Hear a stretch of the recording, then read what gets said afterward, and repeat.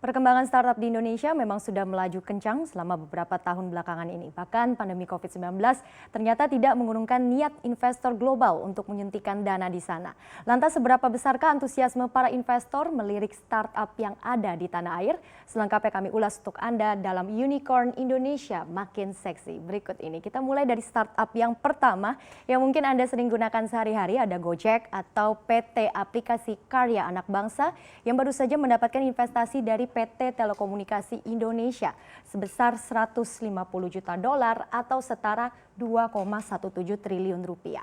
Nah, penandatanganan perjanjian atas investasi ini dilakukan pada tanggal 16 November lalu melalui anak usahanya PT Telekomunikasi Seluler atau Telkomsel. Jadi, kolaborasi lintas sektor ini bukan kali pertama juga ya. Pada tahun 2018 silam, Gojek dan Telkomsel juga sudah bekerja sama dalam program penawaran paket data terjangkau bagi mitra driver. Dan jadinya diharapkan dari skala gabungan kedua perusahaan ini nantinya akan tercipta produk-produk baru lainnya seperti promosi bersama dan juga bundling produk. Nah, selain itu ada kabar baik nih bagi Anda pengusaha di bidang gaya hidup digital. Jadi Gojek dan Telkomsel juga akan mengembangkan layanan periklanan digital yang dapat dijangkau oleh para pelaku usaha. Nah, kemudian menarik ya, kerjasama ini juga akan mencakup peningkatan di bidang SDM teknologi. Jadi caranya akan melalui pertukaran pengalaman dan juga program pembinaan keahlian profesional antara kedua perusahaan. Ini bisa dikatakan win-win solution ya. Jadi Telkomsel tidak perlu lagi merintis startup baru dari awal karena sudah ada Gojek yang bisa membantu menjangkau perluasan akses pelanggan. Sementara Gojek juga serupa dapat diuntungkan dari adanya inovasi baru penawaran produk dengan bermitra bersama dengan Telkomsel. Nah, kabar baik dari bertambahnya pemegang saham baru di startup Indonesia ini tidak hanya terhenti di sini saja. Masih ada lagi, kita akan lihat di slide berikutnya. Ya, perusahaan e-commerce Tokopedia juga sama, baru saja menyambut pemegang saham terbarunya yaitu ada Temasek dan juga Google. Meski jumlah suntikan dananya ini belum dikonfirmasi, namun santer dikabarkan keduanya akan menyuntikkan dana di Tokopedia mencapai 300 juta dolar atau setara 4,2 triliun rupiah. Namun sejauh ini jika mengacu dari data berdasarkan dokumen yang diajukan ke Kementerian Hukum dan HAM pertanggal 4 November 2020, Google dilaporkan akan memiliki 1,6% saham, sedangkan Anderson Investment yang terafiliasi dengan Temasek dan juga kebetulan merupakan investor dari Gojek akan memiliki 3,3% saham di Tokopedia. Adapun jika dikalkulasi untuk sementara nilai saham Google yang ditanamkan Tokopedia ini artinya sebesar 1,1 juta dolar atau setara 15,5 miliar rupiah.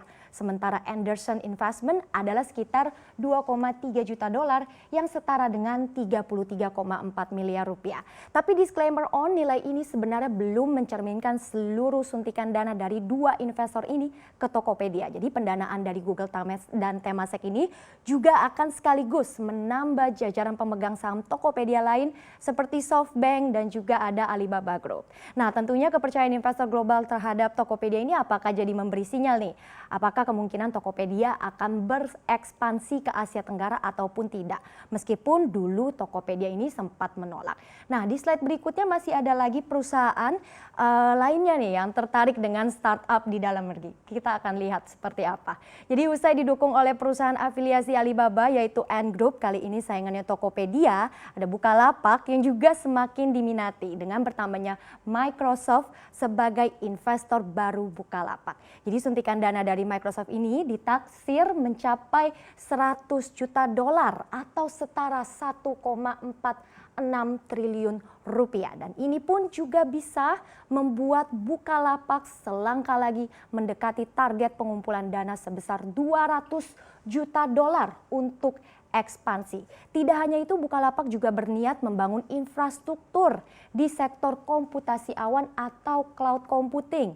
Dan ini akan mengadopsi Microsoft Azure untuk dapat mendukung lebih dari jutaan pedagang online maupun offline Bukalapak hingga ratusan juta pelanggan yang ada di seluruh Indonesia. Nah, selain itu sama halnya dengan Gojek, Bukalapak juga akan fokus terhadap upaya pengembangan SDM dengan memberikan pelatihan digital untuk karyawannya dan juga untuk para merchant. Nah, kalau secara valuasi sebenarnya startup mana sih yang paling besar, kita juga akan bandingkan di slide yang terakhir.